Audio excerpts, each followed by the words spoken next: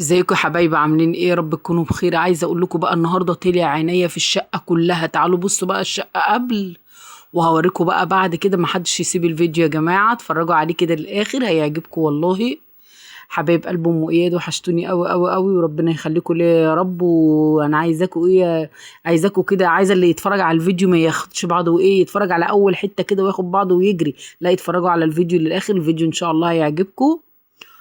حبايبي ربنا يخليكم ليا كده. بص انا وريتكم كده اوضه النوم قبل، وهي اوضه العيال بقى قبل اهي برضو. كل بقى الفرش ده كله هيتشال وهنشيل وهنمسح وهنفرش وهنغير الحفاظات وهنظبط الدنيا. بصوا كده بوريكم المروحه وهي مش نضيفه، هنظبطها برضو وهنمسحها كده. هنمسح بقى مراوح الشقه كلها ونغير الستاره ديت. انا بوريكم الحاجه كلها قبل، وهوريكم برضو بعد ما نخلص الدنيا بقت عامله ازاي. بصوا بقول لكم ايه، بصوا انا غيرت بقى. شايفين البيضات اللي محطوطه على الانتريه دي اصلا اللي انا كنت جايباها للركنه وكنت بحطها على الركنه. بصوا كده بقى بعد ما خلصنا بقى اوضه النوم وفرشناها ماشي.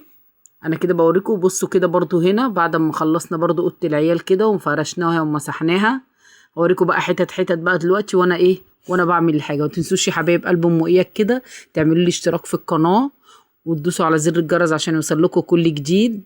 حبايب قلبي اللي ما بيعملوليش اشتراك في القناه ومخلين قناتي كده ايه، صغننه، وقولوا لي كده لو عايزين نطلع بوشي. وانا والله ان شاء الله كده يا رب ان شاء الله، يعني انا ايه، انا ناويه.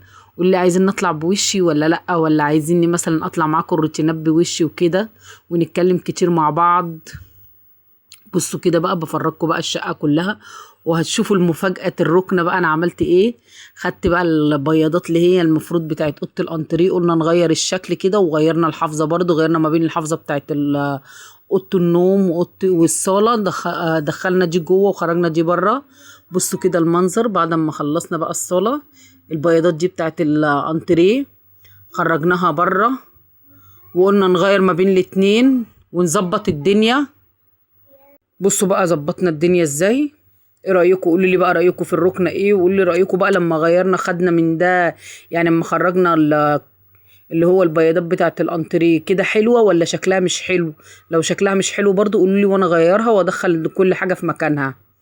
بصوا كده بوريكم المطبخ بقى. عايزه اقول لكم انا النهارده اليوم ده طلع عينيا، وقبلها بكام يوم برضو كنت ايه، يعني مسكت الحاجه دي كلها، غسلت الحاجه كلها وقلت لا انا لازم افرش الشقه كلها في يوم واحد عشان انا تعبت، ما بحبش الشقه وهي مش مفروشه. بصوا كده الواحد. بصوا بقى كده هنا بوريكم وانا بمسح المروحه خلاص كده.